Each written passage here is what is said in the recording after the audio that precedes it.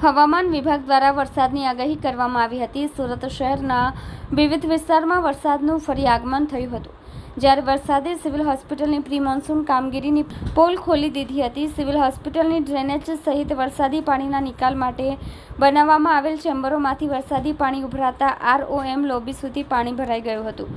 Civil હોસ્પિટલના કેમ્પસમાં પણ પાણી ભરાઈ જતા દર્દીઓ સહિત દર્દીના પરિજનોને ભારે હાલાકી વેઠવી પડી હતી. દર્દી હોય કે પરિજનો, નવી સિવિલ હોસ્પિટલના સ્ટાફને આ વરસાદી પાણીમાંથી જ પસાર થવું પડ્યું હતું.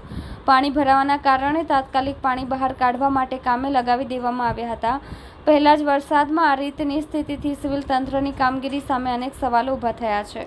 ચોમાસું બેસે તે પહેલા સિવિલ હોસ્પિટલના તંત્રને પ્રી મોન્સૂનની કામગીરી કરવાની હોય છે. હોસ્પિટલમાં આવેલા તમામ ડ્રેનેજ વરસાદી નિકાલ માટે બનાવવામાં આવેલ પાણીના ચેમ્બરોની સાફ સફાઈ કરવાની હોય છે, પરંતુ તંત્ર દ્વારા યોગ્ય રીતે કામગીરી કરવામાં નહીં આવતા સિવિલ હોસ્પિટલની અંદર વરસાદી પાણી ભરાઈ ગયા હતા. ડ્રેનેજ અને વરસાદી પાણીના નિકાલ માટે બનાવવામાં આવેલ ચેમ્બરોમાંથી પાણી ઉભરાતા પાણી ભરાયા હતા.